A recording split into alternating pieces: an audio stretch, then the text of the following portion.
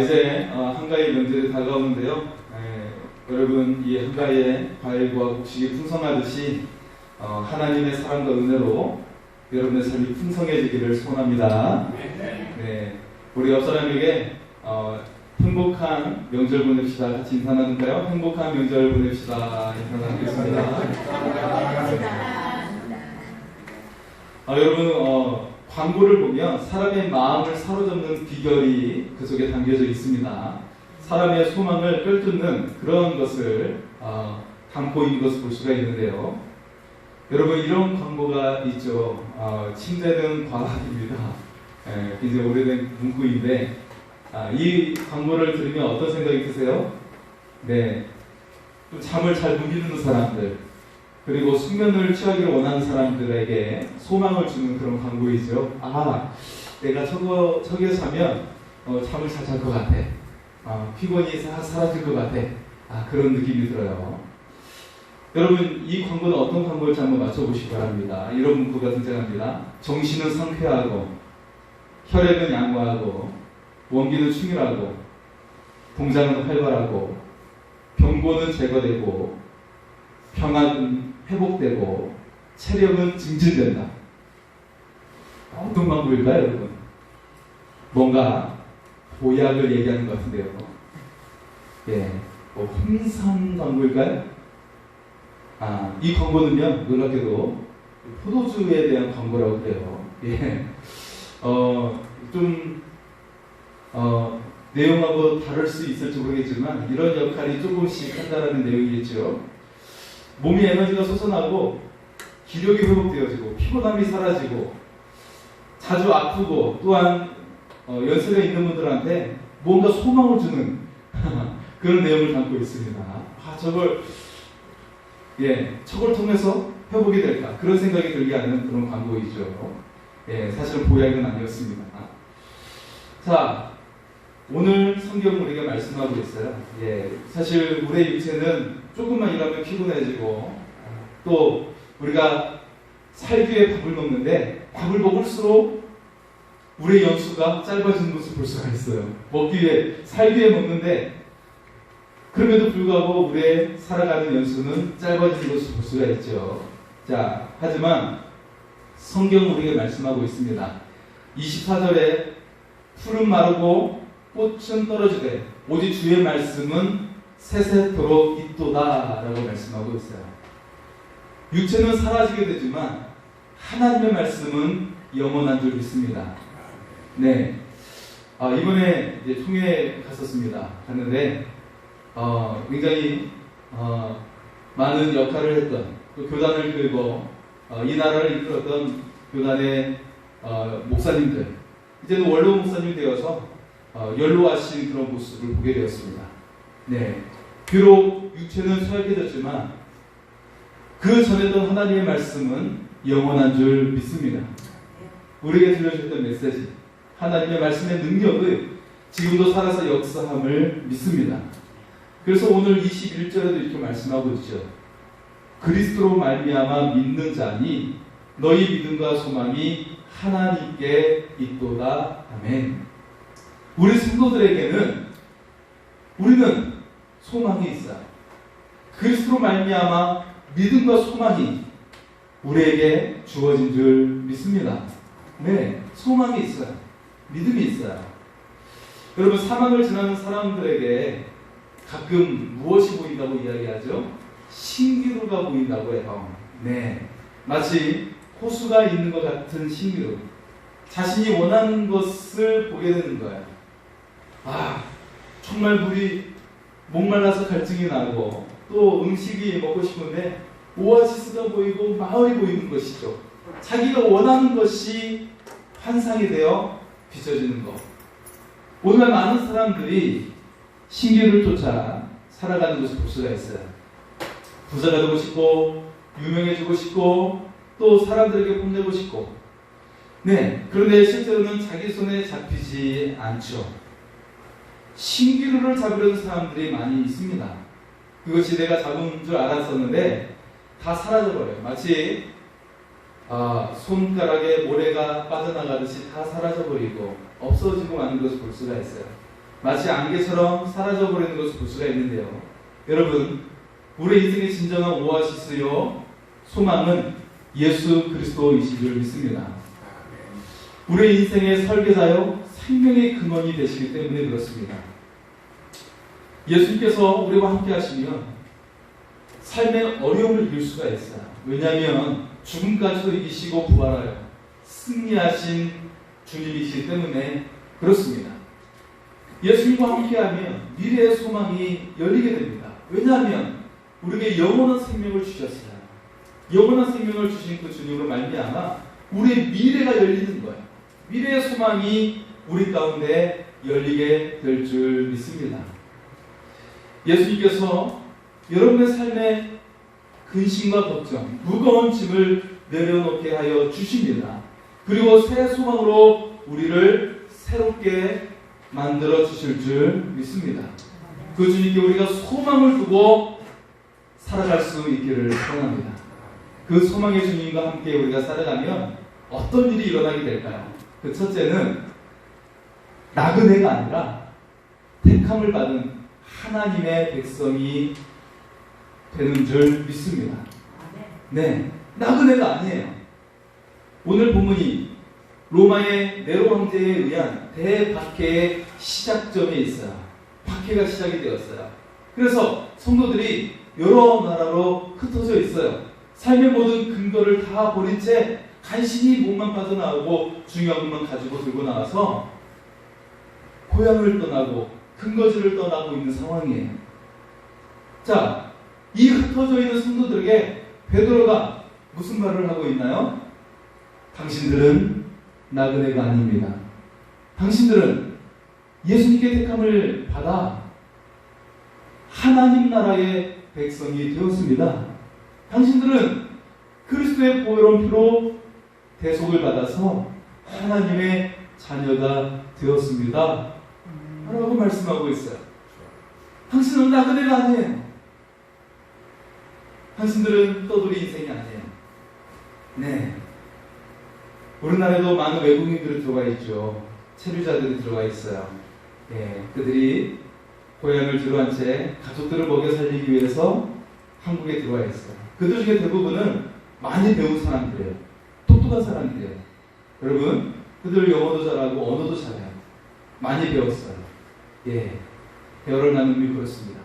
가족을 살리기 위해서 한국에 들어와서 일을 하고 있어요. 네. 자, 하나님 우리가 말씀하고 있는 거예요. 우리는 떠돌이 인생이 아니고 인생의 나그네 길을 걸어가는 사람들이 아니라는 것이죠.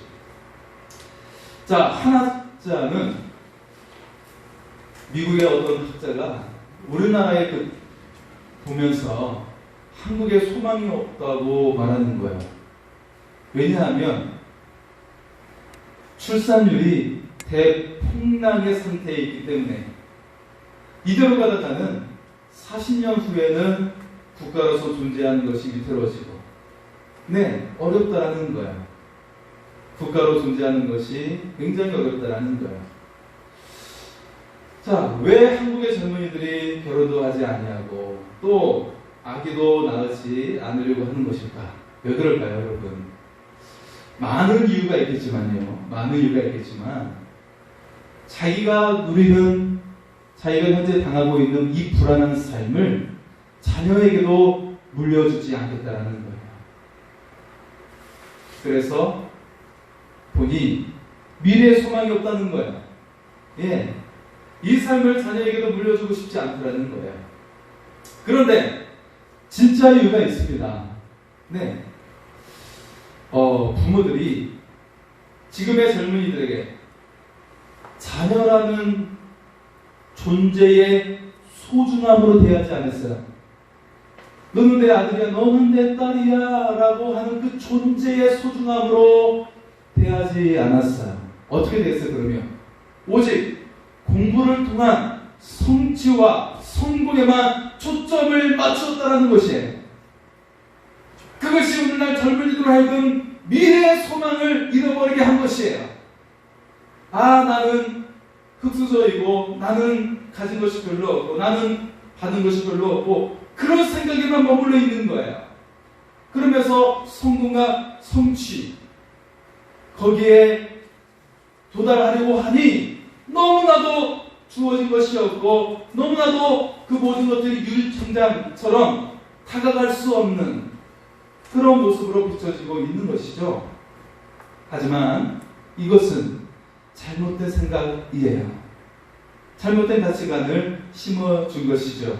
오늘날 잘못된 가치관을 심어준 우리 모두와 그리고 또 한국의 젊은이들을 치유할 말씀이 등장합니다. 우리를 어떻게 치유할 수 있을까요? 자, 오늘 말씀은 이렇게 우리를 치유하며 말씀하고 있어요. 우리가 주님의 죽으심으로 택하신 백성이 되었다는 것이에요. 20절과 21절의 말씀을 보겠습니다. 20절과 21절입니다. 같이 읽겠습니다. 그는 창세전부터 미리 알린 바 되신 이나 이 말세에 너희를 위하여 나타내신 바 되었으니 너희는 그를 죽은 자 가운데서 살리시고 영광을 주신 하나님을 그리스도로 말미암아 믿는 자니 너희 믿음과 소망이 하나님께 있게 하셨느니라. 아멘. 여러분, 사람들은요 마치 나그네처럼 떠돌이와 같은 삶을 살고 있어요. 네, 자신이 어디로 와서 어디로 가는지 몰라요. 여러분, 죽으면 어디로 가게 됩니까? 우리 예수님 믿는 사람은 하나님 나라에 가게 될 줄 믿습니다. 예, 실제로 장례식에서 보면 입관할 때, 염을 할 때죠. 염을 할 때 보면 고통스러워요, 사람들이. 그리고 보통 요즘에는 다 화장을 하시게 되는데 또 화장할 때 가족들이 고통스러워해요. 세상 사람들의 가정이 그렇다라는 거예요. 믿음의 가정은 그렇지 않아요. 평온해요. 실제로 고인의 모습도 참 평온한 모습 볼 수가 있어요. 얼굴이 밝아요. 하나님을 믿는 자의 그 모습은 정말 밝은 것을 볼 수가 있고 정말 마지막 모습을 떠나보는 그런 상황 속에서도 굉장히 밝은 것을 볼 수가 있어요. 우는 사람이 거의 없어요. 그 느낌은 좀 있지만 우는 사람이 거의 없고 찬양하면서 천국의 소망을 노래하게 되는 줄 믿습니다. 실제로 그래요. 네, 실제로 그런 것을 볼 수가 있습니다. 하지만 세상 사람은 그렇지 않아요. 막 가슴이 찢어지는 고통 가운데 부르짖고 울부짖는 것을 볼 수가 있어요. 네, 왜냐하면 소망이 없기 때문에 그래요. 내가 어디로부터 와서 어디로 가는지 모르기 때문에 고통스러운 거예요. 그런 상태에서 공부를 통해 성취하려고 하고 성공하라고 강조해 왔어요. 그런 것으로는 꿈을 가질 수가 없어요. 미래의 소망을 가질 수가 없어요. 인간 자체는 스스로 소망을 간직할 수 있는 존재가 아니에요. 성경은 오늘 매우 중요한 진실을 우리에게 마주하게 합니다. 성도는 하나님의 택함을 받은 백성이요 하나님의 자녀라는 사실이에요. 이것은 내가 다짐한다고 주어지는 것이 아니고 마음속으로 새긴다고 주어지는 것이 아닙니다. 오직 그리스도께서 주셔야만이 가질 수 있는 소망입니다. 그리스도를 통해 주님을 믿을 때만이 주어지는 소망인 줄 믿습니다. 그리스도를 통해 우리에게 소망의 백성이 되게 하셨습니다. 내가 선택받은 특별한 존재임을 알면 살맛이 나요. 날마다 행복하고 기쁨이 샘솟게 되는 거예요. 아침에 눈을 뜰 때마다 날마다 기쁨이 샘솟게 되는 것입니다. 내 존재 때문에. 내가 하나님의 자녀야. 이 세상의 누구와 비교할 수 없는 하나님의 자녀야 라고 눈을 뜨게 되면 하루하루를 살아가는 것이 너무나도 행복하고 그 눈에 소망이 가득하게 되는 줄 믿습니다. 꿈을 가지게 돼요. 세상을 아름답게 만들려고 하는 꿈을 가지게 되죠. 그 꿈을 위해 공부하는 것도 즐거워져요. 일하는 것도 행복해져요. 고된 일을 해도 소망이 있기 때문에 행복하게 되는 줄 믿습니다. 내가 사랑받는 하나님의 자녀라면 매일 눈을 뜨는 것이 행복인 줄 믿습니다. 우리가 그런 하나님의 자녀임을 믿습니다. 유명한 배우인 찰리 채플린이 이런 말을 했습니다. 인생은 실험이 허락되지 않은 연극이다. 그러니 최선을 다해 열렬히 노래하고 울고 춤추고 웃고 그리고 맹렬히 살라. 당신도 모르는 사이에 막이 내리고 작품은 아무런 박수를 받지 못하고 쓸쓸히 끝날 것이다. 여러분, 사람들은 왜 내 인생이 슬프다고 여길까요? 그것은 내 배역이 아닌데 그 배역이 되고 싶어 하는 것이에요. 내 배역이 아닌데 그 배역을 원하는 거예요. 자신의 배역이 무엇인지 모른 채 살아가기 때문에 힘든 거예요.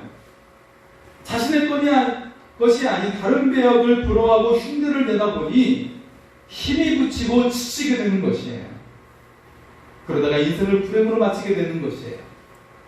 자신의 존재를 깨닫고 살다 보면, 그렇게 살아가면 삶이 신명나게 되는 것입니다. 삶이 축제가 될 수가 있고 기쁨이 될 줄 믿습니다.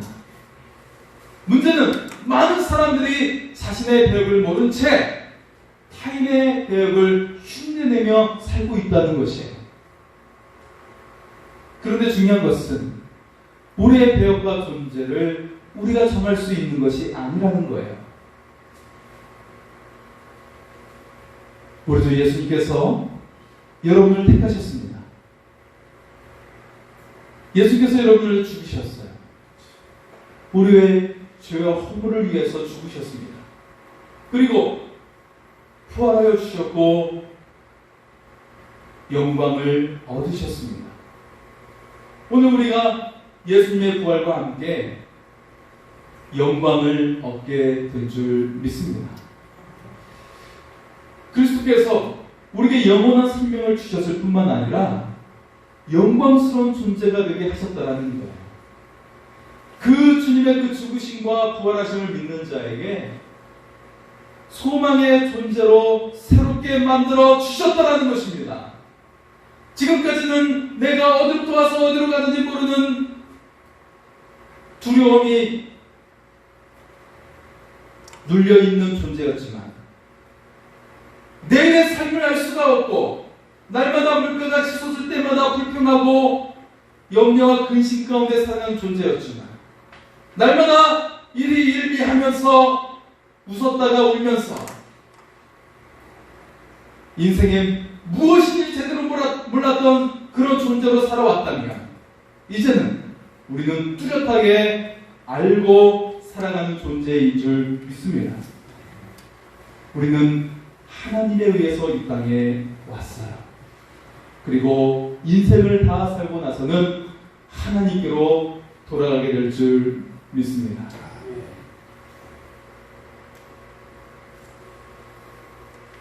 여러분, 우리 주님을 통해 우리는 소망이 가득한 삶이 되었어요.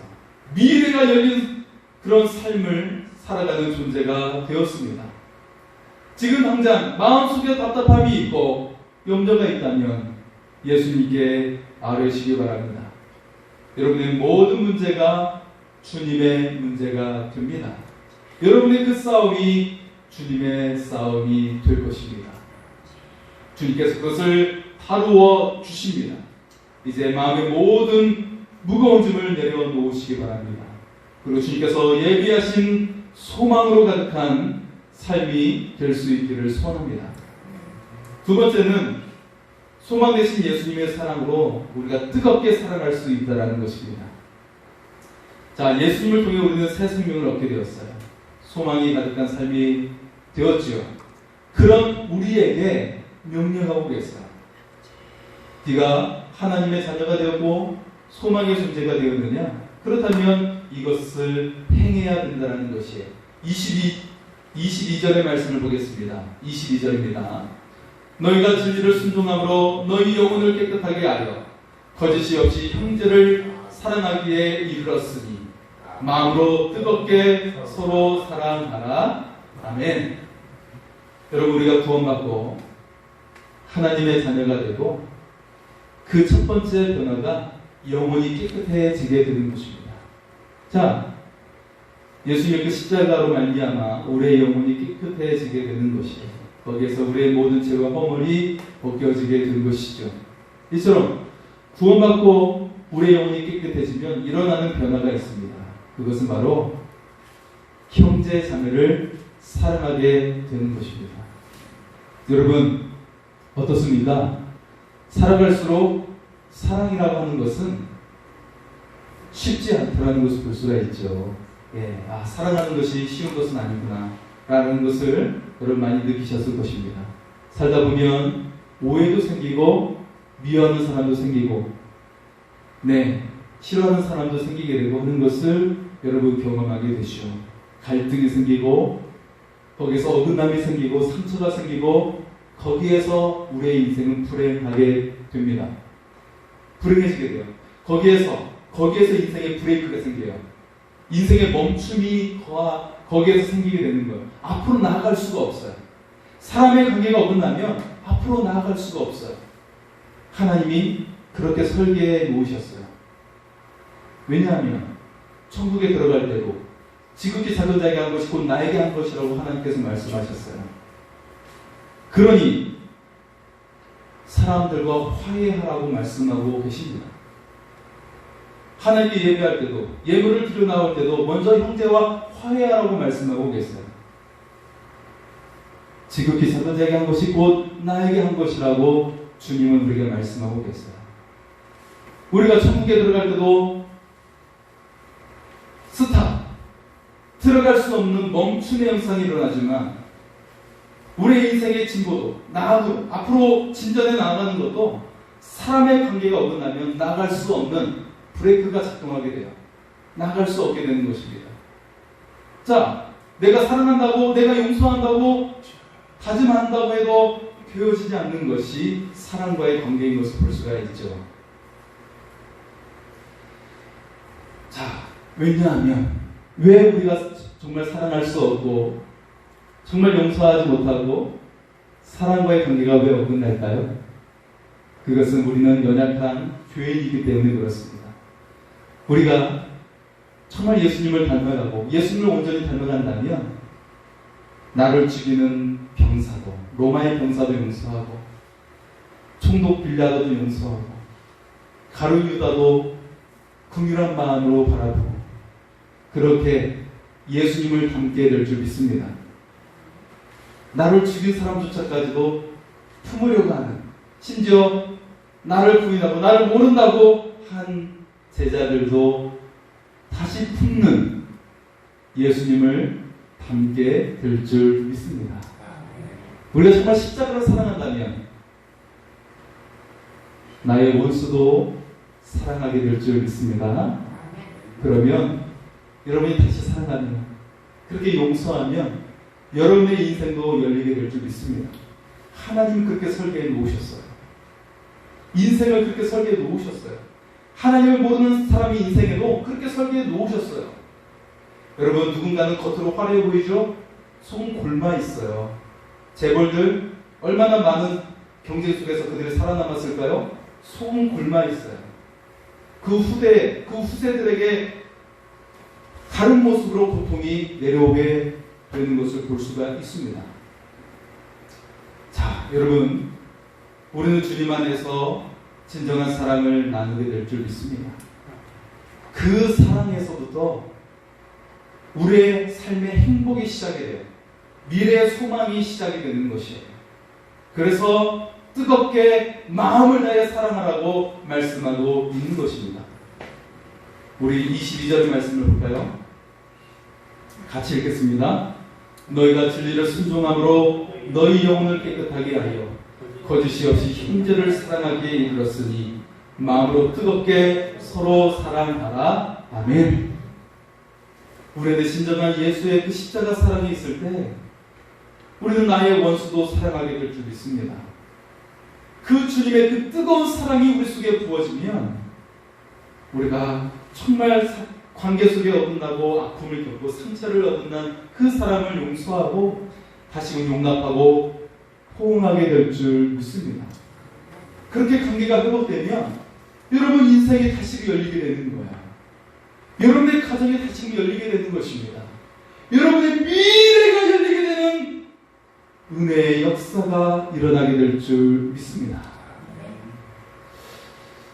여러분 한번 질문해 보겠습니다. 여러분 기왕 사는 거 건강하게 살고 오래 살고 싶나요? 아니면 대충 살다가 질병도 자주 걸리고 빨리 죽고 싶나요? 아유 목사님 말도 안 되는 소리 하고 계시네요. 기왕 사는 거 질병도 안 걸리고 오래 살고 싶죠. 네, 사랑에 대해서 과학적으로 접근한 사람이 있는데요. 어떻게 사랑을 과학적으로 접근할 수 있을까? 예, 그것이 사랑이 우리의 생명과 건강과 그리고 성공까지도 영향을 미친다라고 밝힌 사람이 있습니다. 뇌과학의 전문가, 천재과학자인 조나 레러라는 사람입니다. 그도 그 사랑의 관계를 가볍게 여겼다가 가정이 파탄이 나고 고통을 겪은 적이 있었어요. 하지만 다시금 그 가족들에 의해서 그 인생이 다시금 세워지고 자신의 지위와 명예를 얻게 되었습니다. 자, 그가 이런 말을 했는데요. 친밀한 관계를 맺지 못한 사람은 90세까지 살아남을 확률이 13%에 지나지 않는다. 하지만 사랑의 관계를 가진 사람은 90세까지 살아남을 확률이 40%에 가깝다라는 거예요. 그렇지 못한 사람보다 3배 이상 건강하고 또 그 수명을 가지며 살아갈 수 있다는 것이죠. 사랑을 통해서 우리의 수명을 예측할 수 있다는 것입니다. 자, 조나 레러는 그의 책 사랑을 지키는 법에서 사랑하는 자의 유익에 대해서 소개하고 있는데요. 4가지를 요약하면요. 첫째는 어릴 적 사랑을 많이 받은 사람은 스트레스 분비가 적다라는 거예요. 사랑을 많이 받았던 사랑 가운데 자란 사람은 스트레스 분비가 적다라는 거예요. 막 짜증나는 일이 일어나고 막 고통스러운 일이 일어나고 잘 안 되는 상황이 일어났을 때 그 스트레스가 나오는 정도가 약해진다라는 거예요. 그 화학적인 반응이 감정의 반응이 약해진다라는 거예요. 마치 독소가 어디 떨어졌는데 금방 중화되어서 독소가 사라지는 것처럼 그런 역할, 독소를 죽이는 역할이 그 속에 있다는 거예요. 무엇이? 그 잠재되어져 있는 그 사랑 때문에. 여러분, 비록 어릴 때 내가 사랑을 받지 못하더라도 여러분은 예수의 사랑이 여러분 속에 충만한 줄 믿습니다. 그 믿음의 역사를 날마다 되새겨야 되는 것이에요. 어떻게 되새겨요? 뒤에도 나오지만 하나님의 말씀이 여러분 속에 들어가면 계속 주님의 사랑이 샘솟아 나오게 될 줄 믿습니다. 그러면 스트레스가 여러분들 지배하지 못하고 그것이 소멸될 줄 믿습니다. 그것이 여러분의 감정을 요동치지 아니하고 평온의 상태를 주면서 다시금 소망 가운데 일어나게 될 줄 믿습니다. 두 번째는 삶의 만족도를 결정하는 단 하나의 변수는 바로 사랑의 능력이라고 말하고 있어요. 어떤 사람은요 계속 물건을 사요. 어떤 사람은요 집을 막 대저택에 살고 있는데 백화점에 가서 물건을 실적해요. 왜 그런 줄 아세요? 사랑의 결핍, 우울증을 앓고 있기 때문에 그래요. 만족감이 없어요. 끝없이 채워도 채워지지가 않아요. 사랑이 삶의 만족도를 주는 아주 최고의 변수가 된다는 것입니다. 세 번째는 진정한 사랑이란 지구력 테스트다라고 말하고 있어요. 오래 기다릴 줄 아는 사람이 사람과의 관계도 성공하고 인생에도 성공하게 된다는 것. 인생은 결국 사람과의 관계 속에서 우리가 거기에서 성공하게 되고 일이 잘 되는 것이잖아요. 네, 사람과의 관계. 그것은 인내하는 것에 있다는 것이죠. 여러분 많이 인내하며 그래서 아름다운 관계를 맺을 수 있기를 소원합니다. 바로 분출하지 마세요. 화난다고. 한번 생각하고 한번 깊은 숨을 내쉰 다음에 우리가 반응할 수 있기를 원합니다. 네 번째는요. 사랑이 가치를 온몸으로 깨우칠 때 삶의 행복을 가져다 준다는 것입니다. 네, 여러분은 그것을 공감할 것입니다. 자, 즉 사랑이 우리의 건강과 수명과 성공까지도 영향을 미친다는 것이에요. 네, 우리가 사랑하며 살아감으로 잘 되고 건강하시기를 바랍니다. 우리 옆 사람이 인사 나눌까요? 사랑함으로 잘 되시기 바랍니다. 사랑으로 잘 되시기 바랍니다. 사랑함으로 건강하시기 바랍니다. 사랑으로 건강하시기 바랍니다. 사랑함으로 오래 사시기 바랍니다. 사랑으로 오래 사시기 바랍니다. 셋대주별의 어린 왕자는 그 속에서 장미꽃을 통해서 사랑을 배워 나가는 것을 볼 수가 있죠. 자, 이 어린 왕자의 소설에 영감을 받아서 우리나라의 한 시인이 책을 냈습니다. 무려 그는 최복현 시인인데요. 그는 30년에 걸쳐서 어린 왕자와 대화하듯이 글을 썼어요.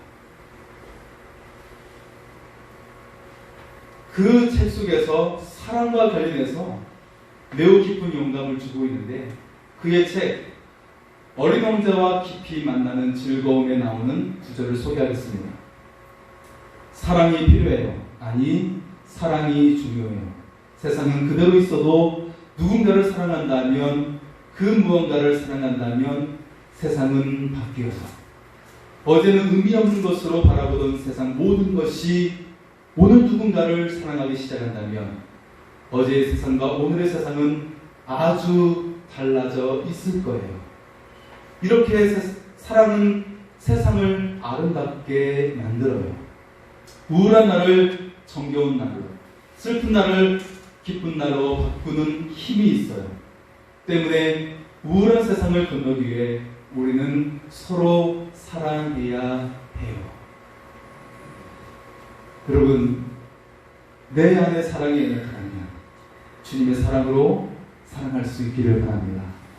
그 사랑으로 여러분의 인생에 소망이 가득하고 삶이 잘 되고 은혜가 넘치는 삶이 될 줄 믿습니다. 마지막 세 번째는요, 영원한 하나님의 말씀으로 소망의 삶을 확장한다는 것입니다. 자, 우리가 예수님의 그 생명 주심으로 우리 속에 소망이 가득하게 되었어요. 우리는 소망을 가질 수 없는 존재였지만 하나님의 자녀가 되어서 하나님 나라가 연결되어 있어요. 그래서 우리 속에 소망이 가득하게 된 것입니다. 그럼에도 내일 아침에 눈을 뜨면 여러분 불평이 밀려와요. 왜냐하면 월요일이기 때문에 아침에 눈을 뜨면 짜증이 밀려오는 것이죠. 네, 그렇다면 어떻게 날마다 소망의 삶이 되어 살아갈 수 있을까요? 자, 23절의 말씀인데요. 표준세 번역으로 제가 띄웠습니다. 볼까요? 자, 23절의 말씀입니다. 표준세 번역이죠. 여러분은 다시 태어났습니다. 그것은 썩을 씨로 그렇게 된 것이 아니라 썩지 않을 씨, 곧 살아계시고 영원하신 하나님의 말씀으로 그렇게 되었습니다. 아멘. 여러분, 세상의 것만 가지고 살다 보면 그것은 썩을 씨앗이에요. 영원한 씨앗이 아니에요. 좀 지나면 썩게 되어버리는 씨앗이에요. 보잘것이 없어요. 내 생각과 계획으로 살다 보면 그래봤자 거기는 영생이 없어요. 천국이 연결되어 있지 않아요. 거기는 소망이 없어요. 오직 하나님의 말씀 안에 심겨질 때 소망이 계속될 줄 믿습니다. 하나님의 나라가 연결되어 있는 것이에요. 여러분의 삶 가운데 소망이 확장되어 나가게 될 줄 믿습니다. 자, 또 우리에게 놀라운 말씀을 하고 있어요. 24절과 25절의 말씀입니다. 그러므로 모든 육체는 풀과 같고 그 모든 영광은 풀의 꽃과 같으니 풀은 마르고 꽃은 떨어지되 오직 주의 말씀은 세세토록 있도다 하였으니 너에게 전한 복음이 곧 이 말씀이니라. 아멘. 말씀은 이 세상에 말씀이 유신되어 오신 예수 그리스도를 말씀하고 있는 것입니다. 복음이 곧 예수 그리스도입니다.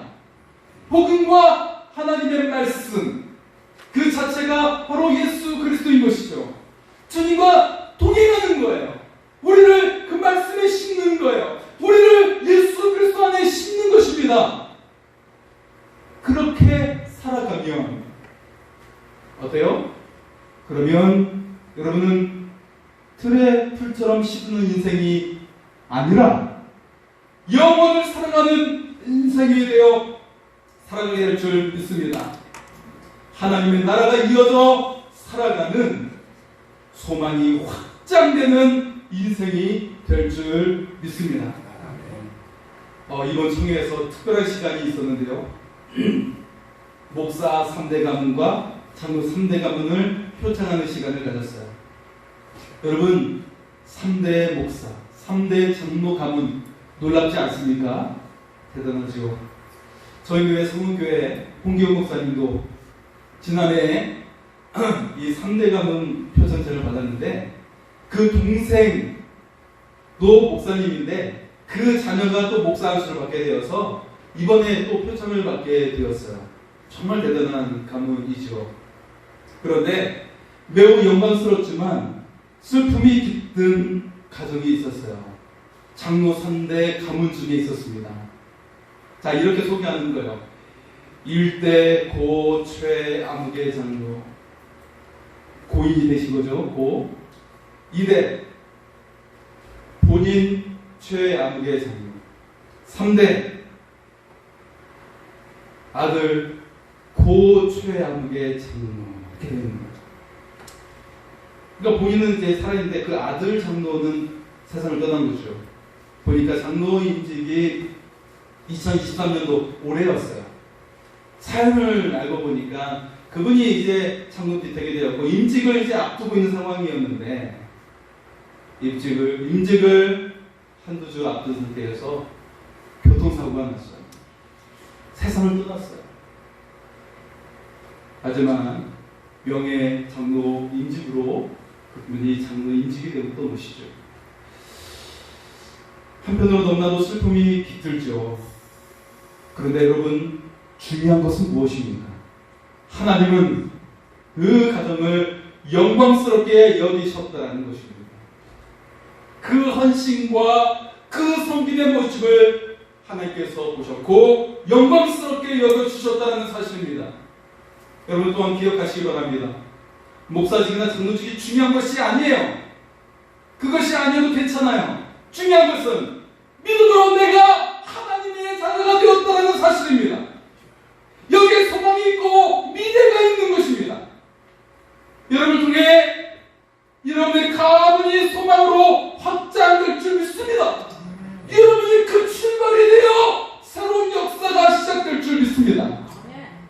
하나님의 영광이 임한 가문으로 확장되어 나아갈 수 있기를 소원합니다. 한가위 명절을 앞두고 있습니다. 여러분의 삶이 하나님과 동행하는 삶이 될 수 있기를 원합니다. 여러분의 가정이, 여러분의 가문이 하나님과 동행하는 가문이 될 수 있기를 소원합니다. 믿음의 이야기, 천국의 소망을 나누시기 바랍니다. 거기에서부터 하나님께서 여러분을 꿈을 주시고 여러분의 자녀에게 이 세상이 줄 수 없는 소망을 주시고 그 인생을 활짝 열리게 하실 줄 믿습니다. 주님과 함께하는 그 삶, 주님과 함께하는 여러분의 인생의 정원이 소망 가운데 확장이 되어 동산이 될 줄 믿습니다. 큰 산이 되고 태산이 될 줄 믿습니다. 여러분 한가위 명절에 그 소망으로 가득하고 하나님의 영광이 많은 여러분의 가정이 될 수 있기를 축복합니다. 이 시간 찬양할까요? 아무것도 두려워 말라.